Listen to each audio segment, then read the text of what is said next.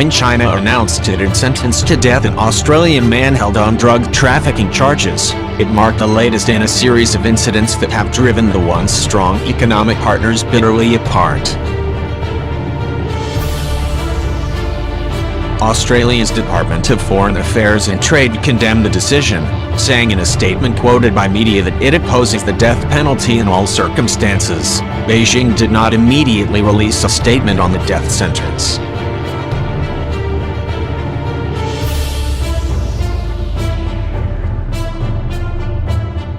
The two sides are now engaged in a spiraling diplomatic spat that is fast emerging as a new Cold War first front pitting allies of the United States and those who align more overtly with China.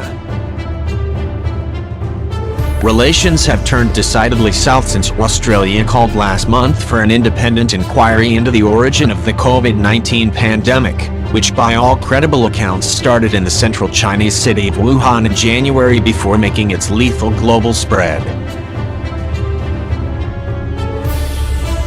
China has responded in kind through a series of economic threats, including a ban on Australian beef imports and new high tariffs on Australian barley.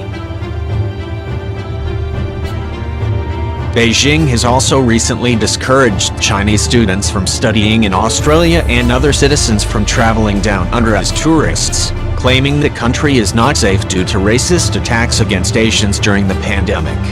Beijing called Chinese students in Australia to make a good risk assessment and exercise caution.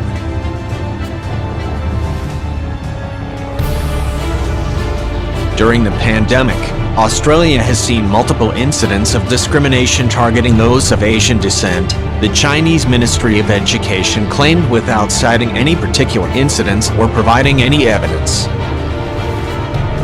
Last week, Australian Prime Minister Scott Morrison referred to the claim as rubbish and told China he would not be intimidated by Beijing's threats, saying his government will not trade our values in response to coercion.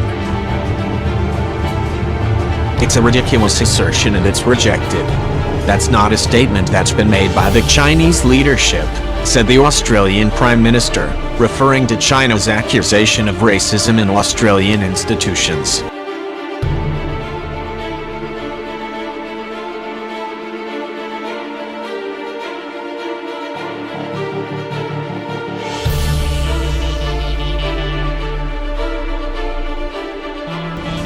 Morrison also said his country was willing to choose national autonomy over economic interests. Those interests are substantial. China is Australia's largest trading partner, with two-way trade worth 235 billion Australian dollars, 160 billion US dollars, last year.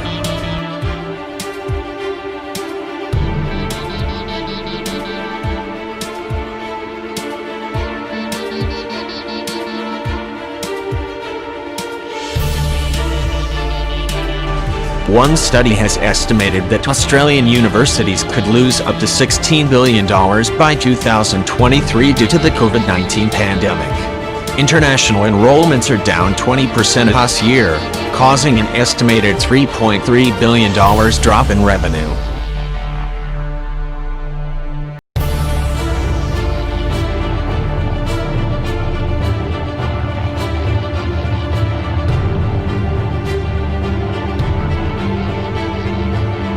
However, Australian universities were quick to condemn China's latest announcement as baseless accusations, if not an act of intimidation. Vicky Thompson, chief executive of the Group of 8 universities, Australia's leading educational institutions, criticized what he described as disappointing and demonstrably untrue claims by China.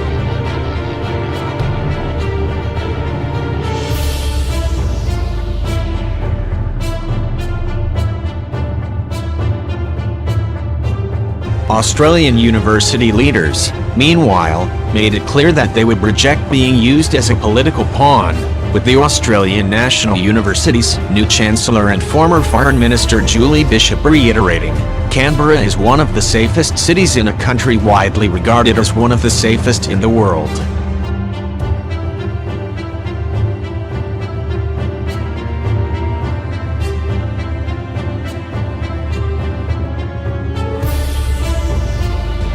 At the same time, Australia is increasingly treating China as a strategic rival rather than ally.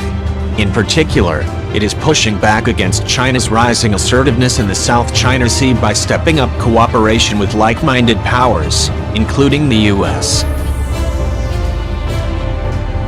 In recent years, Australia has effectively joined US-led Freedom of Navigation operations, FONOPs, in the South China Sea, deploying warships to challenge Beijing's expansive claims to the waterway through its sprawling network of artificially reclaimed and militarized islands.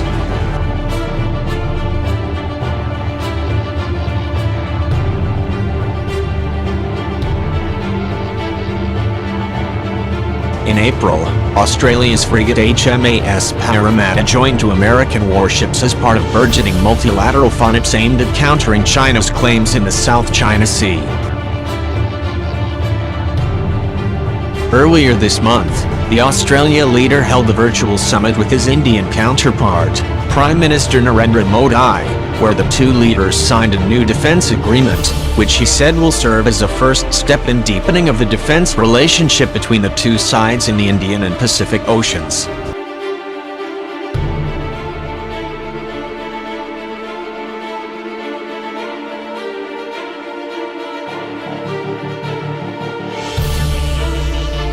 The Australia-India Mutual Logistics Support Arrangement and the Defence Science and Technology Implementing Arrangement will pave the way for expanded joint exercises, defence technology transfers, and strategic coordination across vital sea lines of communications.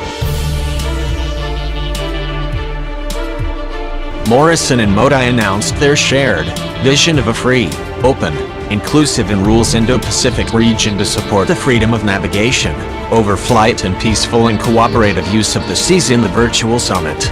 India is particularly relevant to Australia, given their shared interests in the region.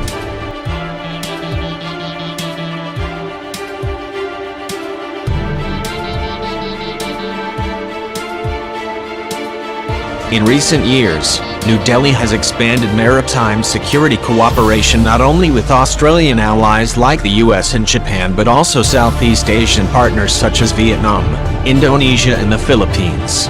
India's naval forces joined their counterparts from US, Japan and the Philippines in naval exercises in the South China Sea.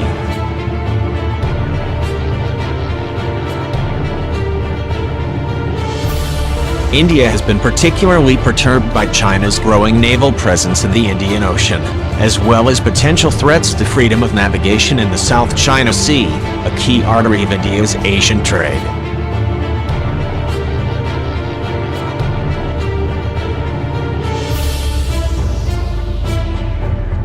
The new defense deal with Australia was also symbolically timed in light of an escalating border dispute between India and China in the Himalayas, reflecting growing strategic rivalry between the two Asian giants in recent years.